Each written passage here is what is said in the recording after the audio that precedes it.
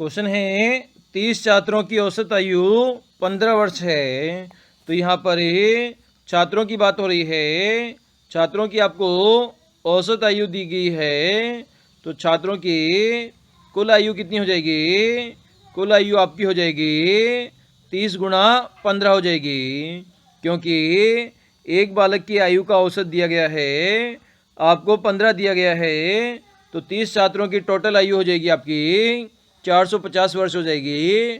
15 × 45 450 वर्ष आपकी आयु हो जाएगी।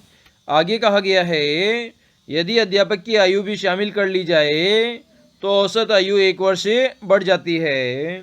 मतलब औसत पहले 15 वर्ष था, अब औसत कितना हो गया आपका? 16 वर्ष हो गया। कितने वर्ष हो गया? 16 वर्ष हो गया। और अध्यापक को भी इसमें शामिल किया गया है। तो 30 तो आपके छात्र हो गए, प्लस एक अध्यापक हो गया, तो टोटल कितने व्यक्ति हो गए? 31 आपके व्यक्ति हो गए। और 31 व्यक्तियों की औसत आयु कितनी है? 16 वर्ष है। तो यहाँ पर 31 की कुल आयु हम निकाल लेंगे। तो यहाँ पर कितना हो जाएगा? 31 गुना 16 हो जाएगा।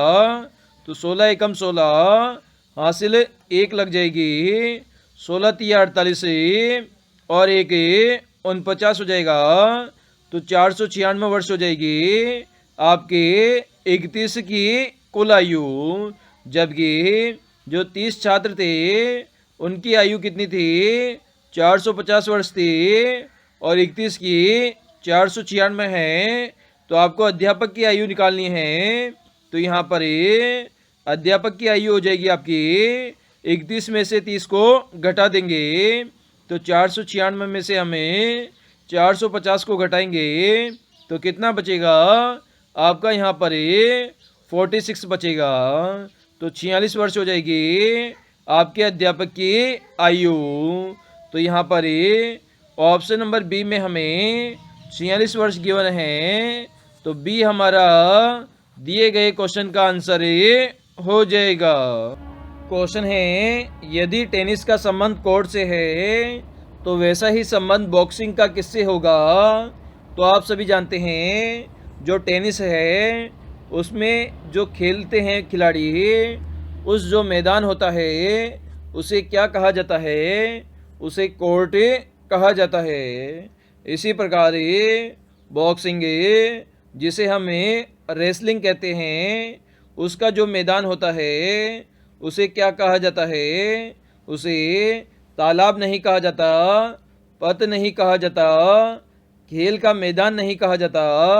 उस मैदान को अखाड़ा कहा जाता है जहाँ पर बॉक्सिंग खेली जाती है। तो यहाँ पर ऑप्शन नंबर बी हमारा करेक्ट आंसर हो जाएगा।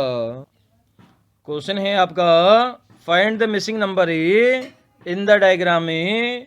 इसके लिए आपको यहाँ पर 3 डायग्राम गिवन है, जिसमें 3 नंबर का जो डायग्राम है उसमें आपका बीच वाला अंक मिसिंग है। ये आपको फाइंड आउट करना है दिए गए 4 ऑप्शन में से। तो इसे हम यहाँ पर सॉल्व करने की कोशिश करते हैं। तो सबसे पहले यहाँ पर हम देखते हैं जो आपकी संख्या बीच में जो 1 है वो हम कैसे जनरेट कर सकते हैं। तो सबसे पहले हम यहाँ पर देखते हैं 3 और 4 आपका ऊपर लिखा हुआ है और नीचे लिखा गया है। और इसी प्रकार लेफ्ट और राइट में आपका 1 और 2 लिखा गया है। तो अब यहाँ पर ऊपर वाली जो संख्या है और नीचे वाली जो संख्या है उनका हम डिफरेंस करते हैं। तो 4 - 3 करते हैं तो आपको 1 प्राप्त होता है। इसी प्रकार लेफ्ट और राइट वाली संख्या का हमें डिफरेंस करते हैं तो 2 में से हमने 1 घटाया तो आपको 1 प्राप्त हुआ। अब दोनों संख्याओं को आपस में गुणा कर देते हैं तो 1 × 1 कितना होता है? 1 होता है, जो कि आपकी बीच वाली संख्या है। सिमिलर लॉजिक हमें सेकंड वाले फिगर में लगाते हैं।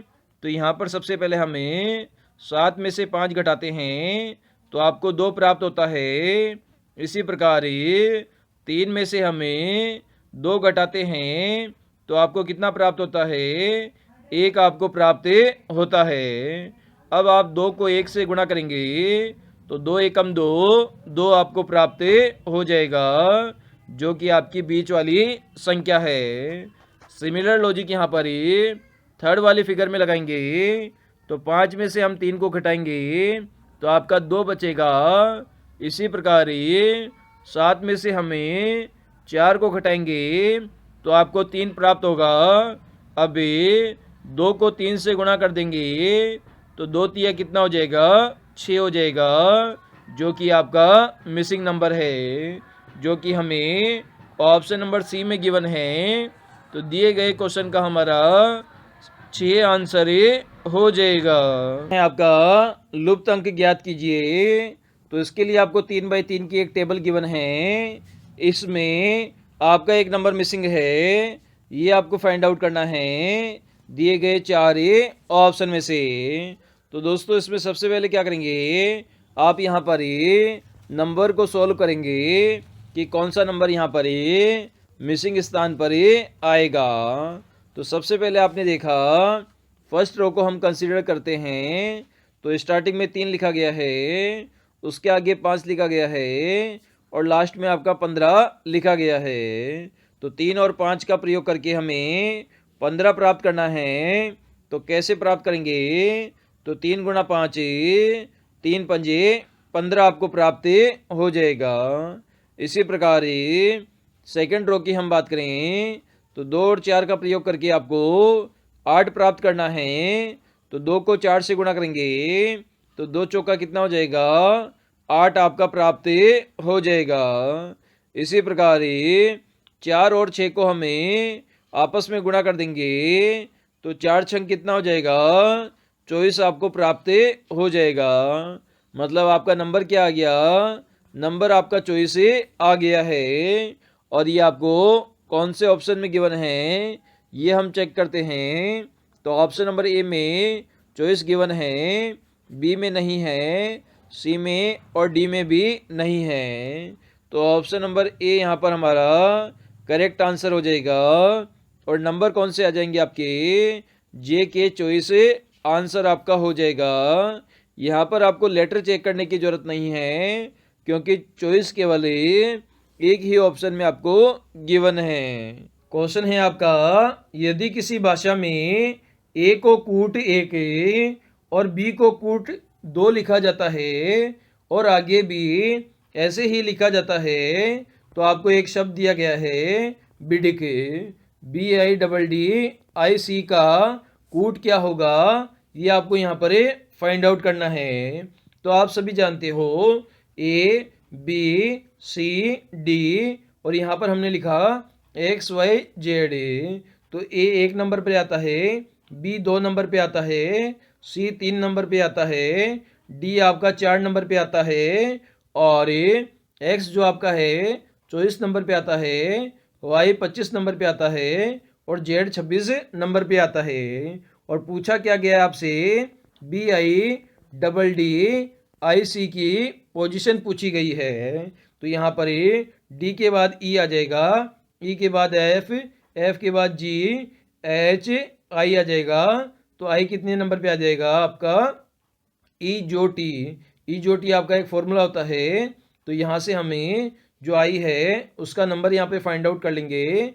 तो 1 2 3 4 5 6 7 8 9, तो 9 नंबर पे आपका I आएगा।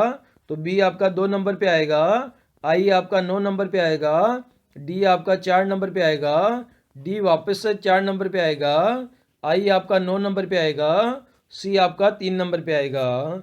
तो आपका कूट क्या बन गया, 2 9 4 4 9 3 बन गया, जो कि आपको ऑप्शन नंबर फर्स्ट में गिवन है।